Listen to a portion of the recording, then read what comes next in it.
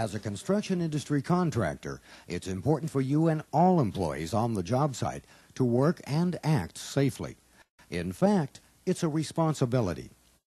Regardless of your job, trade, or relationship with the general contractor or other contractors working on the job site, there are basic safety rules that must be followed at all times.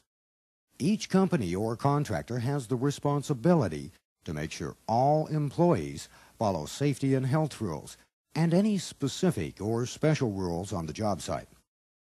Each contractor should have a written injury and illness prevention plan for employees that documents the job safety and health requirements, and to make sure all employees are trained in these requirements. Employee safety training, regardless of job experience, is mandatory. General safe work practices are important. So is specific training for those jobs with potential special hazards, such as crane operators, power-actuated tools, welding, grinding, or other specific type jobs. Each employer on the job site is responsible for all training documentation, OSHA record-keeping, and other required documentation. All employers on a job site are responsible for a written and properly maintained and implemented hazard communication program, which includes material safety data sheets for each chemical used on the job site. In addition to appropriate worker compensation and liability coverages for all employees, it's important that adequate first aid supplies and trained persons be available. Emergency telephone numbers for fire, police, and paramedics should be maintained by all worksite employers.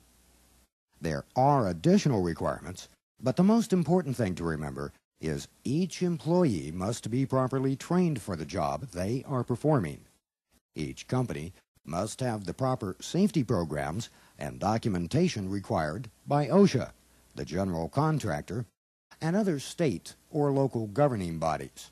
That includes excavation and trenching permits. A drug and alcohol-free work environment is essential for the safety and health of all employees on the job site. Anyone known to be under the influence of drugs or intoxicating substances which impair the employee's ability to safely perform the assigned duties shall not be allowed on the job while in that condition. Right now, let's review some of the basic safety rules or safe work practices expected of all companies and employees on the job site. Although this list is certainly not intended to be the only safety and health rules on the job. Each contractor or trade may have more stringent rules for safety compliance. Generally, all persons shall follow safe work practices, render every possible aid to safe operations, and report all unsafe conditions or practices to their foreman or site superintendent so they can be corrected.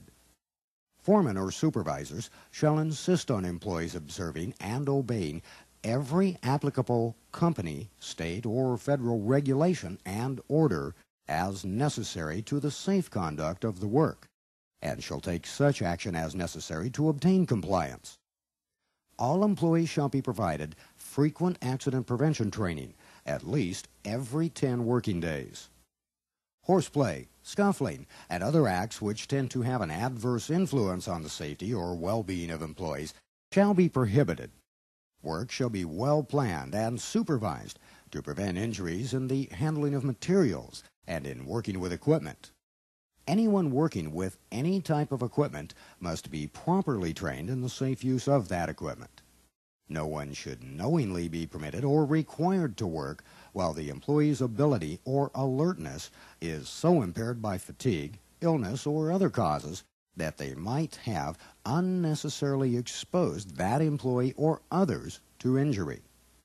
Employees shall not enter manholes, underground vaults, chambers, tanks, silos, or other similar places that receive little ventilation unless it has been determined that it is safe to enter.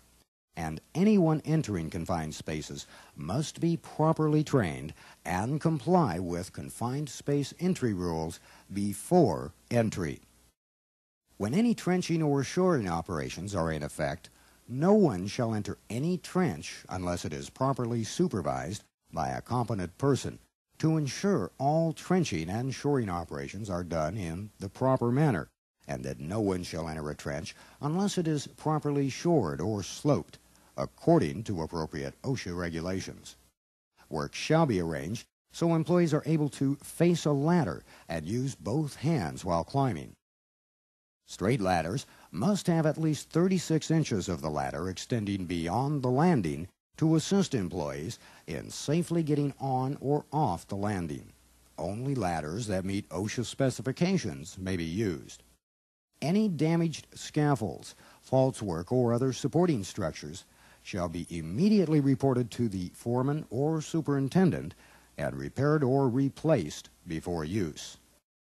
No burning, welding, or other source of ignition shall be applied to any enclosed tank or vessel, even if there are some openings, until it has first been determined that no possibility of explosion exists and authority for the work is obtained from the foreman or superintendent.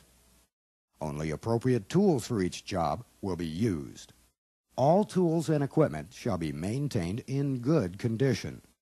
Damaged tools or equipment shall be removed from service and tagged defective and not used until repaired or replaced. Portable electric tools shall not be lifted or lowered by the means of the power cord. However, they can be lifted with ropes. Electric cords shall not be exposed to damage from vehicles.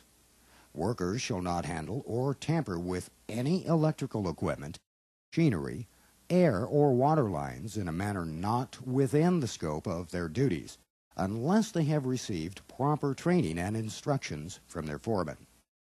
Only trained and authorized persons shall operate machinery or equipment. Gasoline shall not be used for cleaning purposes. Employees shall cleanse themselves thoroughly after handling hazardous substances and follow special instructions from authorized sources. Appropriate personal protection equipment is required for all jobs requiring the use of this type of equipment. Inappropriate footwear or shoes with thin or badly worn soles must not be worn. Loose or frayed clothing, long hair, dangling ties, finger rings, and other potentially hazardous materials is not to be worn around moving machinery or other areas where they may become entangled. Machinery shall not be serviced, repaired, or adjusted while in operation, nor shall oiling of moving parts be attempted, except on equipment that is designed or fitted with safeguards to protect the person performing the work. Where appropriate, lockout-tagout procedures shall be used. Employees shall not work under vehicles supported by jacks or chain hoists without protective blocking that will prevent injury if jacks or hoists should fail. Air hoses shall not be disconnected at the compressor until the air hose line has been bled. All excavations shall be visually inspected before backfilling to ensure that it is safe to backfill and that no one is in or near the excavation while backfilling. Excavating equipment shall not be operated near tops of cuts, banks, or cliffs if employees are working below.